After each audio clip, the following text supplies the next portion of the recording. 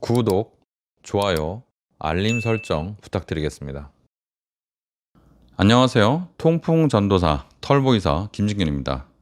통풍 시리즈로 쭉 여러분께 설명해 드리고 있는데요. 10월 달에는 통풍 책도 나옵니다. 제가 책을 많이 팔려는 게 아니라 환자분들 생명과 그리고 합병증 예방 도와드리고 싶어서 그렇습니다. 정말 통풍 위험한 병인데 그냥 단순히 아픈 병으로 치부해서 치료를 제대로 받지 않는 분들이 너무 많습니다. 자, 오늘 영상 시작해 보겠습니다. 통풍 환자들은 흔히 음식이 병의 주된 원인이라고 생각해서 이것을 개선하기 위해서 음식 섭취를 철저히 조절하려고 합니다. 저도 그랬습니다. 하지만 아무리 음식을 조절해도 통풍이 나아지지 않는 이유가 있습니다. 오늘 영상에서는 통풍의 진짜 원인과 효과적인 치료 방법에 대해서 설명하고 음식이 왜 통풍을 근본적으로 해결할 수 없는지에 대해서 자세히 알아보도록 하겠습니다. 음식을 지나치게 제한하는 것보다 중요한 것은 정확한 의학적 치료입니다. 첫 번째, 통풍은 음식으로 치료할 수 없습니다. 통풍 환자들은 종종 육류나 퓨린이 많은 음식을 제한하면 병이 나아질 거라고 믿습니다. 또 그렇게 여러 매체를 통해서 들어왔죠. 의사들도 마찬가지입니다. 저도 그렇게 알고 있었어요. 그러나 음식이 요산 수치에 미치는 영향은 생각보다 미미합니다. 요산의 90%는요, 아무런 요산 관련 음식을 먹지 않아도 우리 몸속에서 매일매일 생성됩니다. 즉, 음식을 먹어서 생기는 요산은요, 고작 10%에 불과합니다.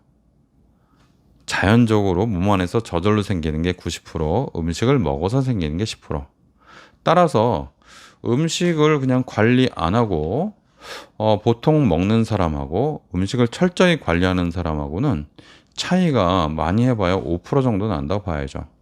음식을 극에서 극으로 먹었을 때 10% 차이 나는 거니까요. 따라서 아무리 음식을 철저히 관리하더라도 요산 수치에 큰 영향을 미치지 못합니다. 수치로는요, 한 1 정도 됩니다. 요산 농도가 한 10 정도 되는 사람은 음식을 관리한다 하더라도 9 정도밖에 안 내려가죠. 그런데 피 검사를 해보면요, 더 내려가는 분들이 있어요.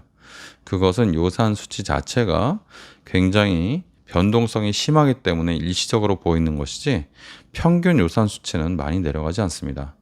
그래서 음식은 통풍 치료에서 보조적인 역할을 할 뿐이고 근본적인 치료 방법이 될 수 없습니다.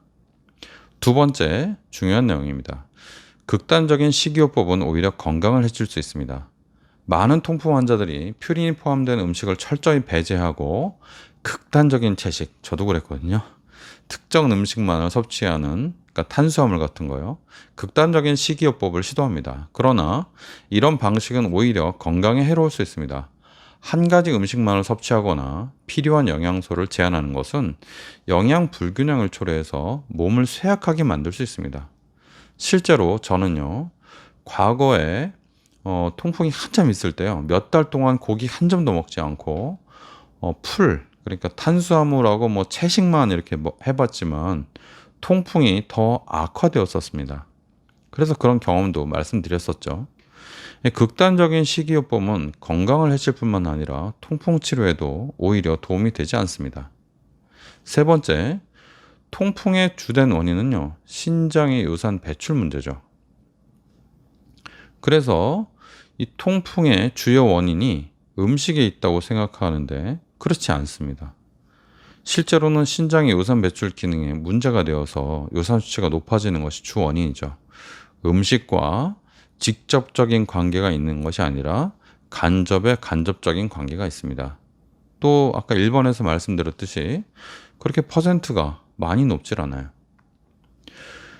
따라서 그 신장의 요산 조절 기능에 문제가 되면요, 요산 농도가 올라가고 그래서 조직 내 요산 결정이 축적돼서 모여 있고 결국 관절이나 관절 주위에 염증을 일으켜서 통증을 유발하는 게 통풍입니다.